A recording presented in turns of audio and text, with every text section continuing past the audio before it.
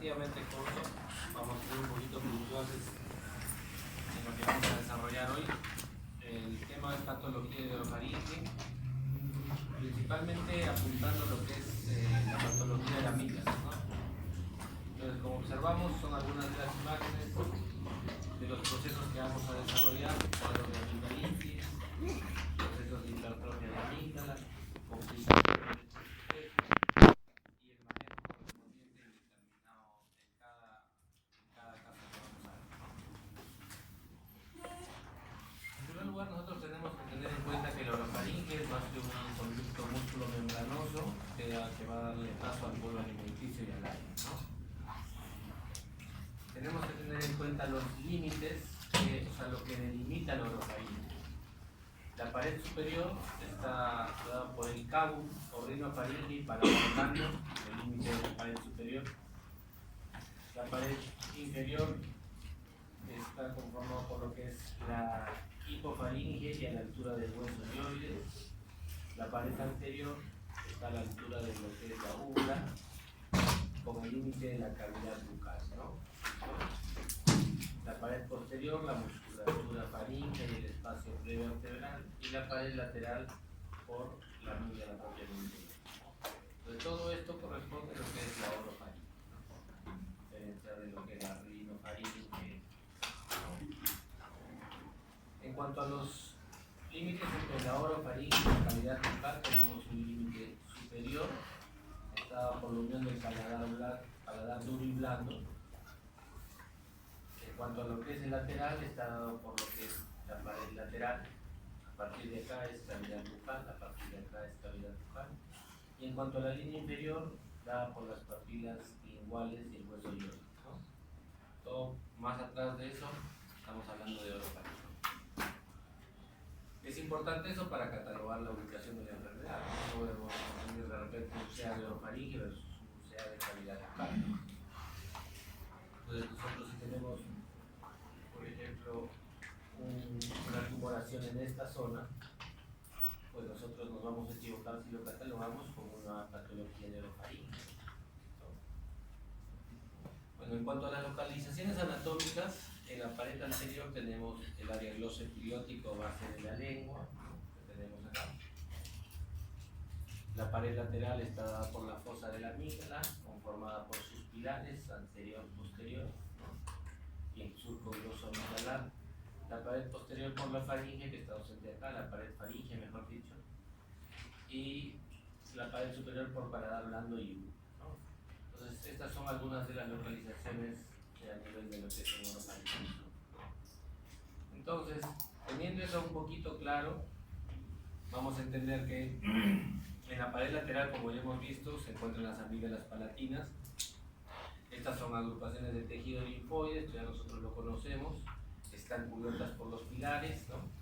El espacio entre la cápsula que cubre la cara lateral y el músculo constrictor, ¿no?, superior de la faringe, que es este de acá, como observamos, los pilares, existe el espacio periamigdaliano, ¿no? Este es un espacio que cobra mucha importancia porque en él se pueden localizar algunas de las complicaciones y también es el lugar donde nosotros conseguimos el plano para una exéresis de amígdala, ¿no? Nosotros hay que tener en cuenta de que la amígdala es encapsulada, ¿no? Su cápsula se va a imaginar formando algunas criptas. Estas criptas pueden pronunciar su volumen dependiendo del número de infecciones o inflamaciones que sufren, ¿no? Entonces estas criptas se vuelven más prominentes, donde pueden acumularse lo que se llaman tonsilolitos, que son más que todo detritus o restos de alimentos que se van acumulando en el interior de la cripta, que se descompone y va a tomar un aspecto blanquecino, y cuando el paciente lo extrae o lo expectora va a tener un olor bastante desagradable, ¿no? Esto es un signo clásico de un proceso crónico, que ya lo vamos a ver un poquito más adelante. Hay que tener en cuenta de que las amígdalas están presentes al nacer, crecen en la infancia, pero en la pubertad y en la adultez empiezan a atrofiarse, y los ancianos muchas veces casi no las podemos identificar, ¿no? Son parte del anillo de Waldeyer. Este es un detalle importante porque tenemos acá las amígdalas palatinas, este es el anillo, tenemos la amígdala tubárica, que es el tejido que se encuentra en la desembocadura de las trompas de Eustaquio, la amígdala faríngea, conocida como adenoide, y la amígdala lingual, ¿no? Entonces tenemos que tener en cuenta que en ausencia de estas dos tenemos tejido en el anillo que va a proteger sobre la entrada de los microorganismos, ¿no? Porque el pensamiento que dicen de que si estoy sin amígdalas me quedo sin defensas, pues es erróneo, ¿no? Y eso uno tiene que transmitir al paciente cuando amerita un tratamiento de amígdalas, por ejemplo, sacar la sangre. Bueno, como ya hemos visto, su función es facilitar el desarrollo de la inmunidad sistémica, ¿no?, frente a todos los microorganismos que ingresan. Las infecciones recidivantes van a producir hipertrofia o infectar crónicamente al paciente, y como les expliqué, esto no va a alterar la capacidad inmune del paciente. Porque en estos pacientes deben extirparse porque las amígdalas sirven de alojamiento a las infecciones. Por eso tienen que explicarle bien al paciente. Son algunos cortes histológicos de amígdalas crónicas, vemos cómo las criptas llegan a atravesar casi toda la amígdala. Muy bien. Entonces, la amigdalitis aguda, como ya saben, es un cuadro infeccioso, puede ser viral o bacteriano, ¿no? Es muy común, ¿no? Esto va a extenderse regularmente al proceso de la faringe, ¿no? Va a ser como por entenderlo así, una faringoamigdalitis regularmente. Pero lo catalogamos como una amigdalitis aguda porque es donde más se presenta la inflamación. Esta se puede resolver espontáneamente. Nosotros la consideramos una amigdalitis aguda en un paciente que no sufre más de 3 episodios por año de este proceso, ¿no? Un paciente que tiene una frecuencia mayor, pues ya no lo podemos catalogar como amigdalitis aguda. Si bien es cierto, el paciente viene en los procesos de reagudización, justamente el diferencial si es aguda o crónica es en el número de episodios que presenta, ¿no? Entonces, eso es muy importante tenerlo en cuenta. Los síntomas pueden durar de 4 a 6 días, se resuelven hasta los 15 días. Los factores que predisponen, como sabemos, las temperaturas extremas, ¿no? Las temperaturas frías son predominantemente uno de los factores predisponentes. Infecciones preexistentes del tracto respiratorio o trastornos inmunológicos. Entonces, esta es una enfermedad de fácil diagnóstico, ¿no? La clínica, el paciente va a referir su dolor, ¿no? Ahorita vamos a ver exactamente cómo se trata la clínica. Pero al examen vamos a ver una inflamación a nivel de pared faríngea, a nivel de amígdalas y muchas veces un exudado bacteriano, ¿no? Un exudado blanquecino que nos da el diagnóstico, ¿no? Entonces, el paciente, en cuanto a los procesos virales, el agente etiológico más importante es la influenza, mientras que los bacterianos, el estreptococo hemolítico de Lister. Y como mencionamos, en cuanto a la clínica, va a ser un proceso de orinofagia, disfagia, malestar general, alza térmica. Dependiendo de la edad del paciente, los niños se pueden presentar vómitos, notalgia, etc., ¿no? Y como mencionamos al examen, vamos a encontrar las amígdalas congestivas y supuradas, podemos detectar fiebre, ¿no? Y podemos palpar también adenopatías cervicales sensibles a la palpación, ¿no? Entonces, teniendo esa clínica, teniendo ese examen, pues ya tenemos el diagnóstico y obviamente debemos iniciar tratamiento, ¿no? Acá, bueno, nos sugieren algún tipo de evaluación clínica que nos diferencie un proceso viral de bacteriano. Regularmente el proceso bacteriano puede tener estas pequeñas úlceras o vesículas, las adenopatías pueden ser generalizadas. Hepato y esplenomegalia se pueden identificar en pacientes pediátricos claramente y se asocia a un proceso viral previo, ¿no? Una rinorrea, tos, algún resfriado. Los síntomas pueden resolverse dentro de los 3 primeros días. En cuanto al origen bacteriano, son síntomas que persisten más de 3 días y como observan en la imagen, pues hay presencia de petequias, exudado purulento y hay una edema y una úvula rojo vinosa, ¿no? Edematizada, ¿no? Una congestión mayor, ¿no? Entonces son algunas diferencias clínicas que podemos evidenciar al examen, ¿no? Entonces, algunas de las complicaciones de estos procesos puede darse una adenitis piógena, la otitis media aguda, el absceso periamigdalino y retrofaríngeo son algunas de las complicaciones que tenemos que tener cuidado. Y ya complicaciones un poquito más sistémicas, tenemos la fiebre reumática, la glomerulonefritis.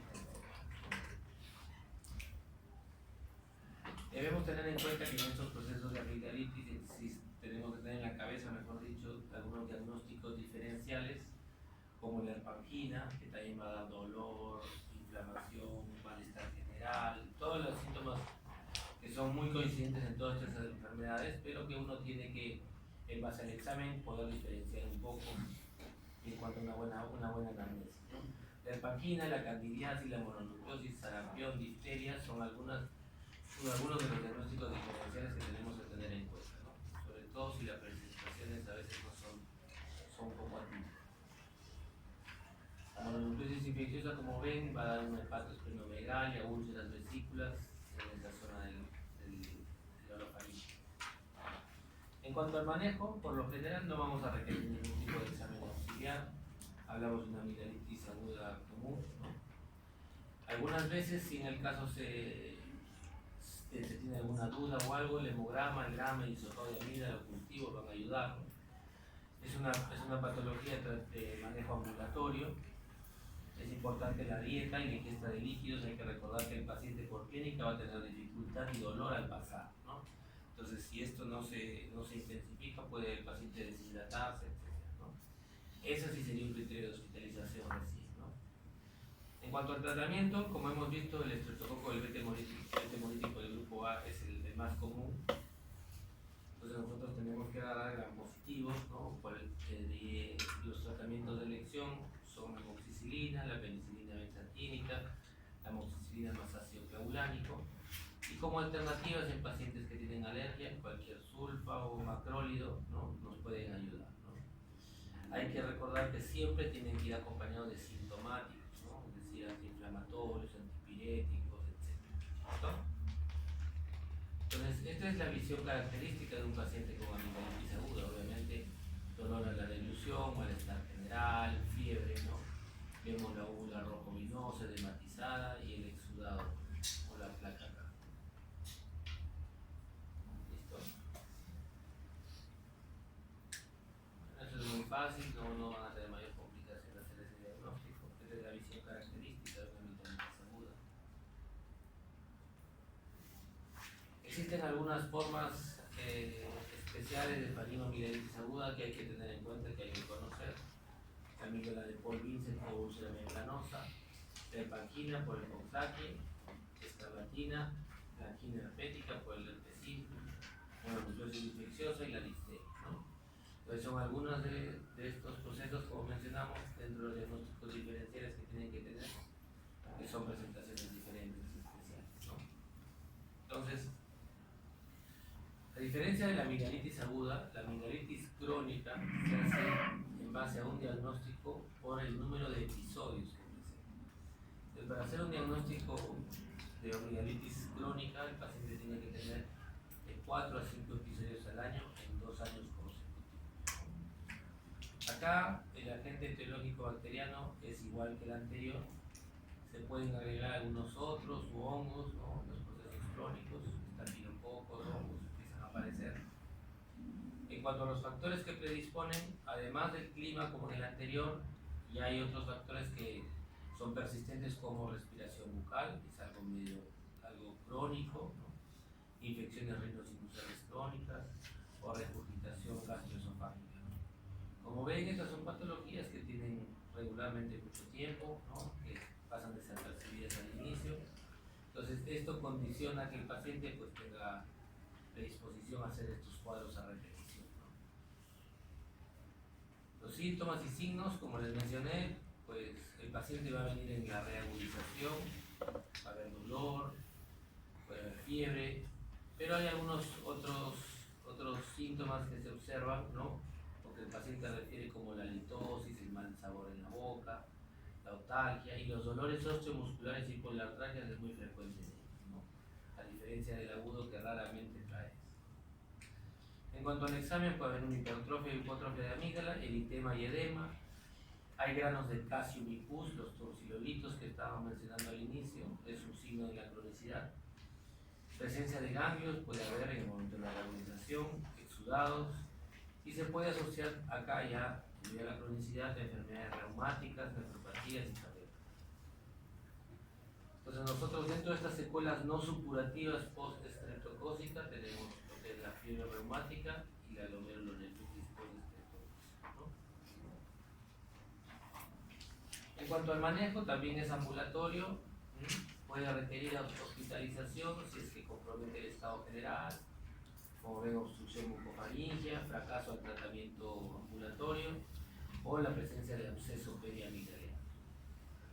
En cuanto a los exámenes auxiliares, aquí se recomienda un estudio de hemograma, cultivo de secreción faríngea y antiestreptolicina nos ayuda un poquito para ver la severidad un poquito de esto, ¿no? Porque esto va a detectar la detección reciente por los anticuerpos que están ahí, ¿no? Entonces, como ven acá, es la prueba más usada para la detección de infección reciente por estreptococo beta hemolítico del grupo A y determinar el riesgo. Entonces nosotros, además de los criterios clínicos que tenemos para indicar una cirugía de amígdalas, pues nos ayuda, obvio, ojo que no es un criterio, pero nos ayuda un poquito también en la decisión en pacientes que tenemos alguna duda, ¿no? Si bien es cierto, no es un factor determinante, pero nos va a ayudar. Al igual que la proteína C reactiva, la BSG, ¿no? El tratamiento, al igual que el manejo de una amigdalitis aguda, pero acá se añade lo que es la amigdalectomía, ¿no? Entonces nosotros tenemos que valorar un poco a cada paciente y qué criterios cumple para tener esta decisión. Hay que recordar que el tratamiento antibiótico es súper importante en estos procesos, ¿no? Por eso es de suma importancia diferenciar lo viral o bacteriano, ¿no? Muchas de las tendencias actuales es el no abusar de los antibióticos, ¿no? Entonces tenemos que tener certeza para el uso y hay que tener en cuenta que esto va a acortar el periodo sintomático, evitar las complicaciones y evitar las recaídas, ¿no? Existen esquemas de prevención que son penicilinas benzatínicas de 1.200.000 para adultos y de 600 para niños, ¿no? Entonces en periodos dependiendo hasta de 6 meses, un año, ¿no? Acá observamos en un paciente crónico, vemos como sus criptas grandes y la presencia del tonsilolito que difiere bastante de un exudado blanquecino, ¿no? Una de las complicaciones que mencionamos al inicio es el absceso periamigdaliano.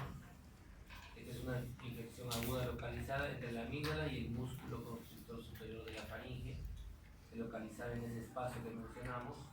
Es frecuente en adultos jóvenes. A diferencia de las anteriores patologías sobre el agente bacteriano, como en todo absceso, puede añadirse también factores o bacterias anaerobias, ¿no? Por eso es de que los esquemas antibióticos tienen que tratar de cubrir siempre anaerobios. Bueno, la presencia del absceso, pues la complicación es que este absceso rompe y vaya hacia la zona del paquete vasculonervioso del cuello, ¿no? Son grandes vasos y esto puede viajar rápido, ¿no? Y traer otro tipo de problemas mucho más severos. Entonces el paciente va a estar febril, va a haber un dolor intenso, va a haber posiciones con la cabeza inclinada hacia el lado del absceso, puede haber cialorrea, y dependiendo del grado de compromiso puede haber trino, ¿no? Entonces, como ven, va a haber una tumoración indurada, la imagen no domina mucho, pero la desplaza la amígdala hacia el lado medial, el paladar blando, eritematoso, edematoso, etc. Entonces, lo que nosotros tenemos que hacer acá es hidratar al paciente, pues cubrir con antibióticos, como les mencioné, que agarre gram positivos, anaerobios, gram negativos. Si este absceso no drena espontáneamente, pues hay que drenarlo, se puede hacer por aspiración o por incisión y drenaje, ¿no? Hay que tener en cuenta que si estos abscesos repiten, pues se tiene que hacer una amigdalectomía, ¿okay? Como complicaciones están los abscesos parafaringios, son abscesos ya un poquito más complicados. Acá observamos la presencia de un absceso periamigdaliano. Como vemos, vamos hacia el límite de la amígdala a buscar el espacio periamigdaliano, se hace una incisión y se drena el absceso. no es complicado, ¿no? Pero hay que tener el diagnóstico claro. Muchas veces se esconde como una amigdalitis aguda, uno le sigue dando tratamiento, el paciente no mejora, va donde otro médico, es una amigdalitis, le sigue dando y al final se complica, ¿no? Entonces uno tiene que tener esa imagen clara sobre la simetría de las amígdalas, ¿no? Y sobre la posición, el abultamiento, cómo llega el paciente, ¿no? En cuanto al absceso retrofaringeo, pues es una infección localizada en los músculos faringeos por delante y los músculos prevertebrales por detrás. Es un absceso mucho más raro, ¿no? Pero al igual que el otro va a traer malestar general, disfagia, puede haber adenopatías que se van a palpar, va a haber una tumulación roja en la pared lateral de la faringe y la complicación acá es que esta se puede propagar a mediastino, ¿no? Diseca todo lo que es la parte del medio. El drenaje, a diferencia del anterior, tiene que hacerse en sala de operaciones bajo anestesia general y se tiene que dejar un break, ¿no? Fuera de la cobertura antibiótica, ¿no? ¿Listo? Entonces, bueno, eso es en cuanto un poquito lo que se trata el proceso infeccioso que afecta a las amígdalas, ¿no? Hay otro proceso importante que es la hipertrofia de amígdalas, que a diferencia del anterior, el problema principal se caracteriza por el apnea obstructiva del sueño, ¿no? Entonces, el apnea obstructiva del sueño, el ronquido, la dificultad para deglutir y alteraciones en la voz son características de esta hipertrofia, ¿no? Dependiendo obviamente el grado de crecimiento. En relación a esto, casi siempre se acompaña de hipertrofia adenoidea. Existen 5 grados de hipertrofia desde el 0 al 14, al 4, perdón. Hay que tener en cuenta que estos 5 grados, solamente el grado 3 y 4 son quirúrgicos, ¿listo? Entonces, para nosotros entender un poquito, vamos a ver esta amígdala, por ejemplo, teniendo en cuenta que esta es la úvula, como observan ahí. Nosotros vamos a trazar una línea media y ese es el 100%. ¿Listo? Entonces, esta es una hipertrofia de grado 4, ¿no? Alcanza 100%, ¿no? Teniendo en cuenta de que del grado del 50 al 100% es quirúrgico, nosotros en esta amígdala, pues si el crecimiento llegaría hasta acá, tendría un criterio quirúrgico, ¿no? Porque eso va a traer con seguridad problemas de apneas obstructivas del sueño. Entonces, nosotros tenemos que tener en cuenta la hipertrofia amigdaliana como un criterio de cirugía, que es el apnea obstructiva del sueño. Nosotros también tenemos que recalcar acá que los niños que tienen con hipertrofia marcada y hipertrofia adenoides, pues en ellos que no hay procesos infecciosos a repetición, la tendencia actual es hacer una hipertrofia, una exéresis parcial de la amígdala, ¿no? Para respetar un poco el tejido de la amígdala, ¿listo? Pero si hubiera infecciones a repetición, pues también tiene que ser. Entonces, para no complicarlos mucho, tenemos 4 criterios claros: la amigdalitis crónica, el absceso periamigdaliano reiterativo, la hipertrofia amigdaliana, hablamos grado 3-4, y además el crecimiento unilateral amigdaliano en sospecha de un tumor, ¿no? Entonces, esos son los 4 criterios que existen, ¿no? No existen más. ¿Listo? Este es algo del instrumental con el que se trabaja para hacer la exéresis de amígdala. La característica importante es que siempre es un instrumental alargado, porque se trabaja por boca. Acá tenemos un amigdalótomo, no un poquito en desuso, la verdad, porque ya se hace más simple. Esto es un abreboca autoestático que se utiliza con el paciente con anestesia general, ¿no? Esto es un tipo de bajalenguas cuando se trabaja con anestesia local. Ya en algunos centros pues ya no utilizamos esto, en algunos otros sí todavía, ¿no?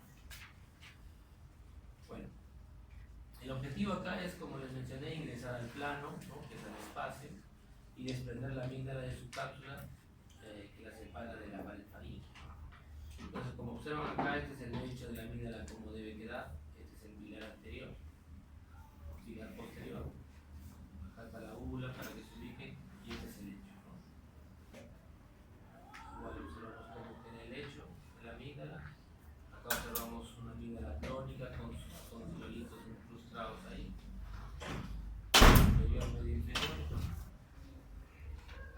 es una de las piezas Hay que tener en cuenta que el postoperatorio es relativamente doloroso a nivel del lecho. Puede haber algunas hemorragias como complicaciones, pero no hay otra cosa. ¿Listo? Y finalmente, lo que nosotros vamos a mencionar ahora un poquito es sobre los tumores de orofaringe. El criterio de amígdala que veían de asimetría de sospecha de tumor muchas veces es que los pacientes adultos, como hemos mencionado, las amígdalas van siendo más hipotróficas cada vez, ¿no? Si en esos pacientes encontramos alguna asimetría, un crecimiento, obviamente estamos frente a la sospecha de un tumor y tiene que sacarse para estudiar, ¿no? Dentro de los tumores que están en orofaringe, en primer lugar están en el carcinoma escamoso, ¿no? En segundo lugar vienen los linfomas, ¿no? Hablamos de tumores de orofaringe. Entonces, bueno, hay que tener en cuenta que los carcinomas son más frecuentes en varones, están relacionados a los hábitos de tabaco, alcohol, ¿no? Como toda tumoración, muchas veces son de manifestaciones silentes, ¿no? Puede haber una leve molestia de la deglución. Muchas veces el paciente acude porque encuentra una adenopatía laterocervical, a veces ya es un poquito avanzado cuando encuentra esto. Puede ulcerarse, puede tener una infiltración profunda y esto va a producir pues, notalgia, astrismos, etc. Tienen clasificaciones anatomopatológicas como lesión exofítica, ulcerado o vegetal, ¿no? Lo importante acá es que nosotros tenemos que hacer un estudio de esa tumoración, ¿no? En primer lugar, hay que también estadificarlo, hay que tomar tomografía, ¿no? Para estadificar un poquito de la tumoración. Y en cuanto a las opciones terapéuticas, como está en el orden acá, en primer lugar cirugía, radiación y su combinación, ¿no? En cuanto al linfoma, pues a diferencia del anterior, hay un aumento con la incidencia del SIDA, por lo que dentro de sus factores de riesgo está la inmunodeficiencia hereditaria y adquirida. Enfermedades autoinmunes también se relacionan a la exposición a fármacos, sustancias químicas, y tiene una relación también con la asociación viral, hablamos del VIH, ¿no? También es silente. Como signos vamos a encontrar una amígdala hipertrófica, color rojo vinoso con ulceración. Y al momento del diagnóstico se detectan sí adenopatías cervicales. Al igual que el anterior, pero en este caso de repente distinto orden, está la